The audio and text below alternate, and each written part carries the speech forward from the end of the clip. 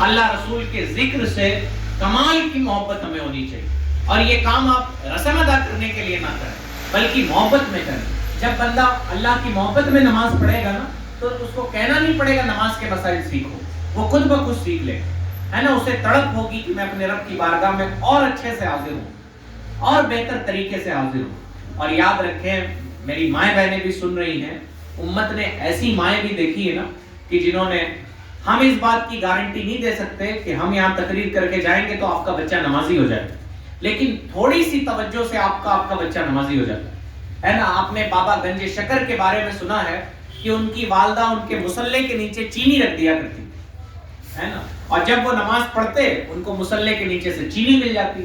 اور ماں کی محبت دیکھیں, قیامت تک جب بابا گنج شکر کا نام لیا جائے گا تو چینی کا نام ساتھ میں آتا ہے اور چینی سے بڑی محبت کرتے ہیں. تو جب نماز پڑھتے تو ایک پڑیا میں ان کی والدہ نیچے رکھ دیتی, اور جب ایک بار کیا ہوا کہ وہ کہیں باہر تھی, رکھ نہیں پائے, تو انہوں نے اللہ سے دعا کی, مولا میں تیرے در تک لانے کے لیے میں نے یہ کام کیا تھا, میری عزت رکھ لینا. آج میرے بیٹے کا بھروسہ, اگر چینی اسے نہیں ملی تو میں یہ نہیں کہتی تھی کہ تیری ماں تجھے چینی دیتی ہے, میں یہ کہتی تھی کہ اگر تم نماز پڑھو گے تو تمہارا رب تمہیں چینی عطا فرمائے.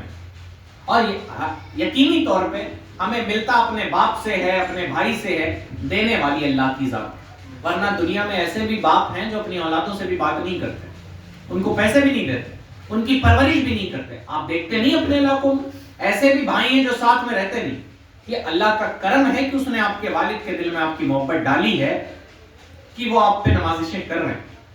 تو بہرحال ان کو چینی ملی, اور جب گھر آئی ماں تو انہوں نے کہا کہ آج کیا ہوا, تو اس نے, بچے نے کہا, بیٹا اماں آپ چینی آج کہاں سے لائی تھی, اور دنوں سے زیادہ آج کی میٹھی چینی. یہ اللہ کا کرم, اس کا احسان ہے. اور ہماری ماں بہنوں کے لیے عبرت ہے کہ ہم اپنے بچوں کو نمازوں کا پابند بنانے کے لیے کوشش کب کریں گے, ہم اپنے بچوں کا دل بدلنے اور انہیں نیکیوں میں لگانے کے لیے کوشش کب کریں گے. کیا ساری زندگی ہماری اتنی ذمہ داری ہے کہ اولاد کو عید پہ کپڑے دلا دیے جائیں, عید میں عیدی دے دی جائے, اور بقرعید میں اسے بہترین گوشت کھلا دیا جائے؟ اس سے آگے بڑھ کے ہماری ذمہ داری ہے کہ ان کا رشتہ مصلے کے ساتھ مضبوط کیا جائے. اور ایک اولیاء اللہ ہے, ولی اللہ ہیں, مجھے ان کا نام نہیں پتا ہے, ان کی ماں نے انہیں مصلے پہ بیٹھایا اور نماز کے لیے بہلا پھسلا کے, کہیں پیار سے, کہیں سختی سے انہیں نماز کے لیے لے کے آئیں, اور خود مصلے کے پیچھے بیٹھ گئی اور اللہ سے دعا کرنے لگی نا کہ یا اللہ, مصلے تک لانا میرا کام تھا, اس کا دل بدلنا تیرا کام. ایسی مائیں بھی امت نے دیکھی ہے, لیکن ہمارے ذہنوں میں ایسی فکر کب پیدا ہو, ہم کب اپنے رب کی طرف لوٹیں گے؟ اور اللہ نے قرآن مجید میں ارشاد فرمایا ہے, کیا مومنوں کے لیے وقت نہیں آ گیا کہ وہ اپنے رب کی طرف لوٹ آئیں؟ کیا آپ نے دنیا میں اتنی بے وفائیاں دیکھی ہے, کورونا کا دور دیکھا ہے آپ نے, جہاں اپنے عزیز دار, رشتہ دار لاشوں کو پھینک آتے تھے, کسی کا جنازہ نہیں پڑھا جاتا تھا. آپ نے حکومت کا بھی ظلم دیکھ لیا, اپنوں کا بھی تشدد دیکھ لیا, پھر بھی اگر ہم رب کی طرف لوٹ کے نہیں آئے تو یاد رکھیں اس سے بدترین حالات ہمیں دیکھیں.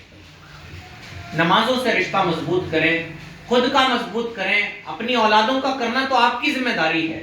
یہ مت سمجھیے گا کہ اولاد گٹکا کھائے, پان اولاد نشے کرے, اولاد گالیاں دے تو اس کی ذمہ داری آپ پہ نہیں ہے. سب کا حساب آپ کو دینا ہے, کیونکہ اللہ نے اولاد کو آپ کے ماتحت رکھا ہے. اسی طرح بڑے بھائی ہیں, انہیں چھوٹے بھائیوں کا, بھانجوں کا, رشتہ داروں کا حساب کتاب دینا ہے. تو یہ ساری باتیں اپنے ذہن میں رکھیں.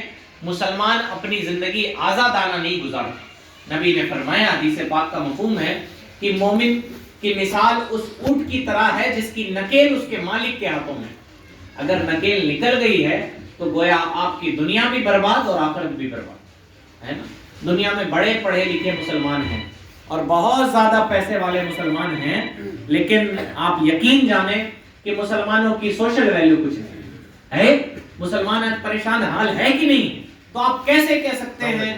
لوگوں نے بہت ساری تدبیریں بتائی ہے جناب. ایک دور آیا کہ کہا گیا کہ مسلمانوں کو پڑھنا بہت زیادہ چاہیے, پڑھا مسلمانوں, اور یقیناً پڑھنا چاہیے.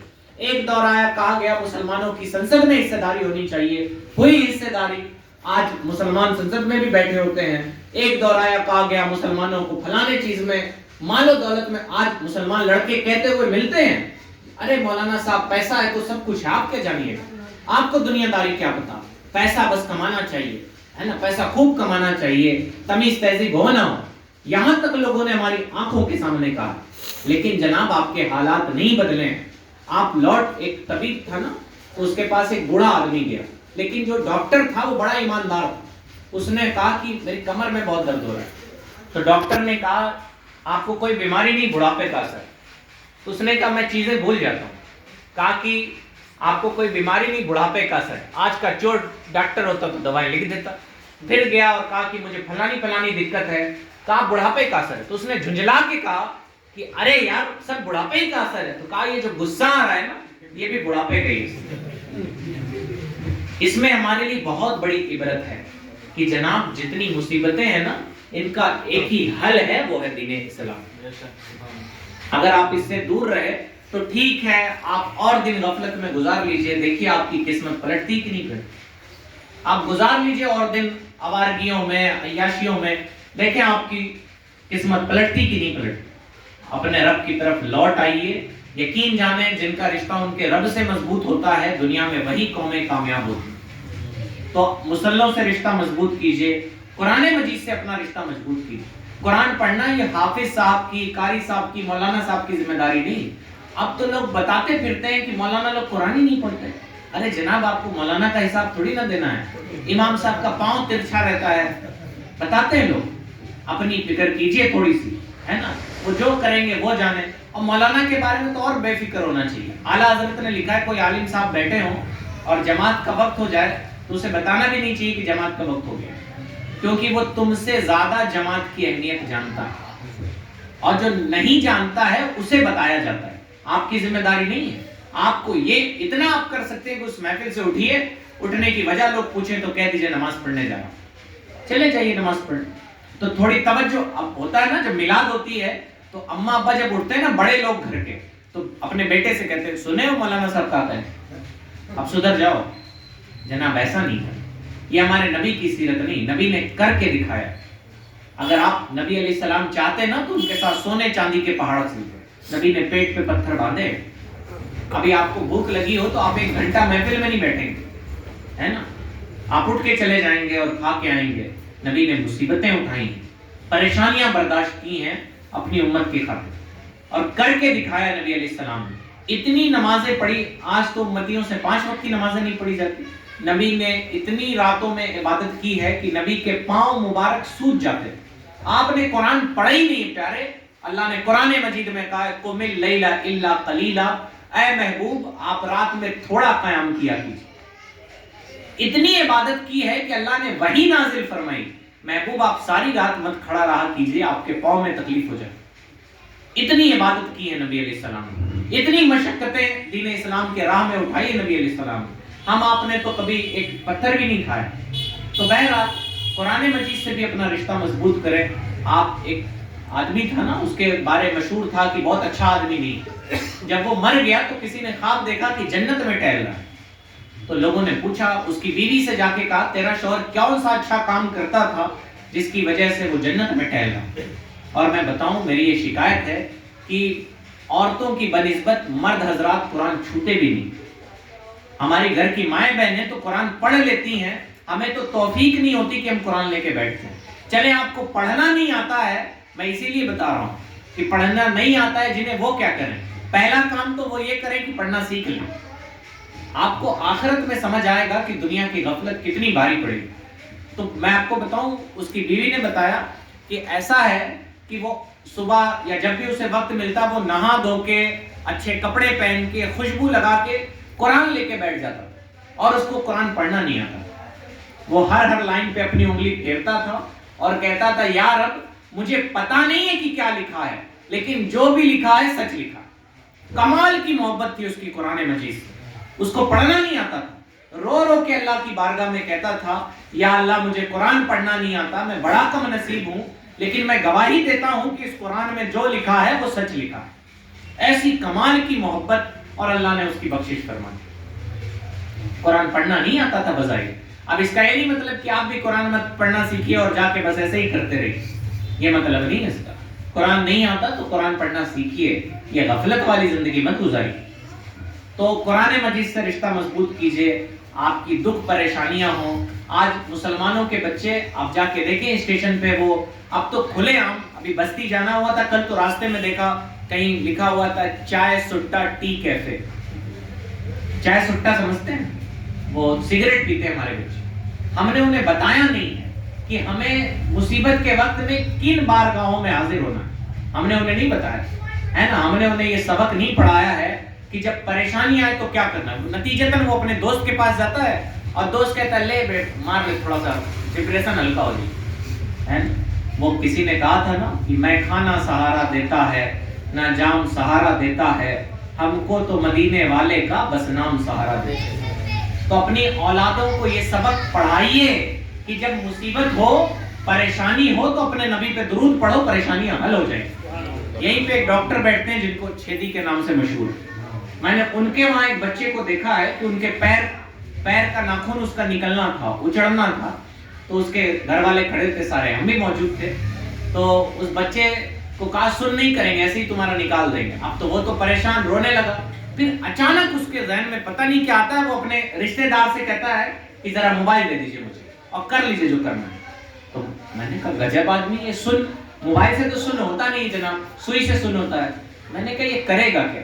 اس نے پٹاخ سے مدینہ شریف کی فوٹو نکالی, اپنے سامنے رکھی, اور وہ وہی تصویر دیکھ رہا تھا, اس کا آپریشن ہو.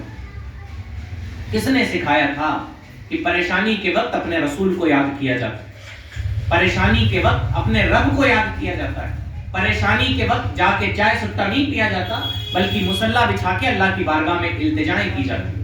پریشانی کے وقت شکوہ شکایت نہیں کی جاتی کہ ہم اللہ تعالیٰ کو ہی کہتے ہیں کہ ٹھیک ہے ساری آزمائش ہمارے ساتھ آتی, بلکہ خلوص کے ساتھ کبھی قرآن لے کے بیٹھ جائیں. میں نے تو آپ کو بتا دوں کہ قرآن کا دیکھنا بھی عبادت ہے, قرآن کا سننا بھی عبادت ہے.